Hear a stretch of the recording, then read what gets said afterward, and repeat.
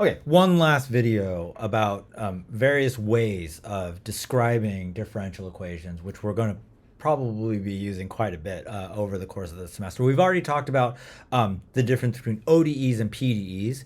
We've talked about the difference between, we've talked about the order of a differential equation. We've talked about whether an equation is linear versus nonlinear, and we've talked about whether an equation can be autonomous or non-autonomous. Okay, and various combinations of all of these different adjectives. I want to throw some more adjectives at you just because they are useful. So maybe two more important adjectives. One is about this word homogeneous. So let's take the example of a first order differential equation. So if we have something like a linear differential equation. So if we have something like y prime plus p of xy equaling q of x. Okay, this is an example. Here's what I want to say about it. This thing is one first order. Oh, I guess I should say even before that, this thing is an ODE. Maybe I'll say that first. This is an ODE. It's an ordinary differential equation. It's clearly first order because it only involves the first derivative of y.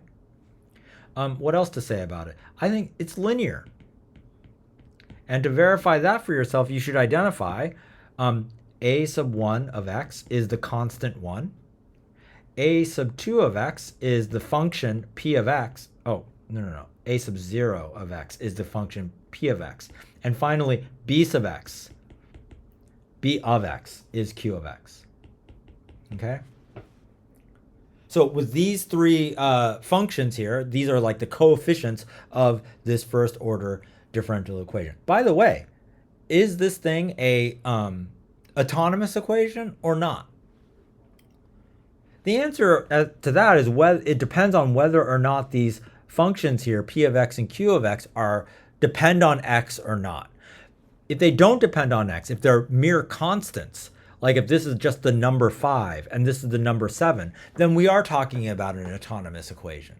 However, if this is a function which depends on x in any way, like if this is sine of x or if this is x squared, then all of a sudden this is not autonomous. Okay? But I want to talk about the word homogeneous. So this is a what we call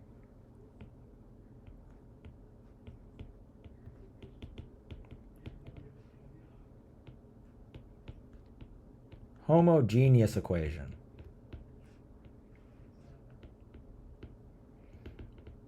If q of x is 0. Okay, if the thing, I know, maybe this is an adjective which is particular to this form, but if this q of x right here is 0, then we're talking about a homogeneous equation, and it's non-homogeneous otherwise.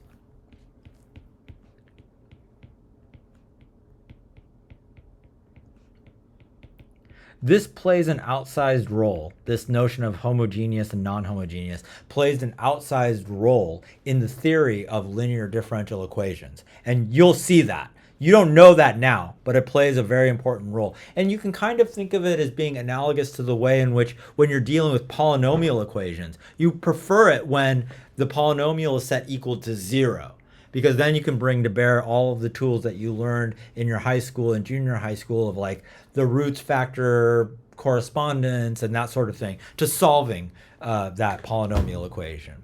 There's going to be a similar kind of feeling that we have about homogeneous equations in our linear differential equations. Just to put a fine point on it, say you have a second order linear differential equation. So that might be something like y double prime plus p of x y prime plus q of x y equals some function f of x. Okay, we're gonna have a lot of occasion to study things like this. This is said to be homogeneous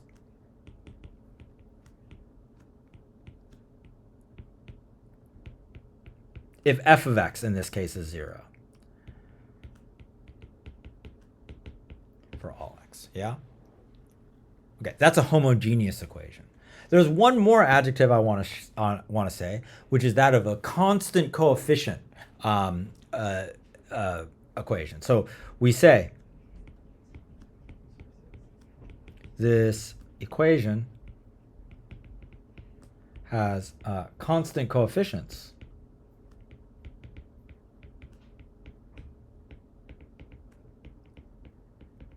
If p of x and q of x are constants. Note that I didn't say that f of x had to be a constant. I meant it. So if p and q here, this p and that q are constants, numbers like 7 or 9 or 19 or -8 or 0, then we say that these things are constant coefficient equations. Okay? We're going to, again, and this is the notion that I'm defining, constant coefficients. We're going to have occasion to talk about all of this. And for example, here's one of the goals. The big goal of one of the big goals of the first part of this course is learning how to solve second order linear differential equations, homogeneous, with constant coefficients. Okay, so it's a mouthful. Okay, but once you get accustomed to the jargon and ways of describing differential equations, that jargon is going to make sense, and it's going to be very evocative. It's going to tell you about something about the nature of that differential equations, what tools you need to use in order to attack and kill those differential equations. Okay, that's enough for this one.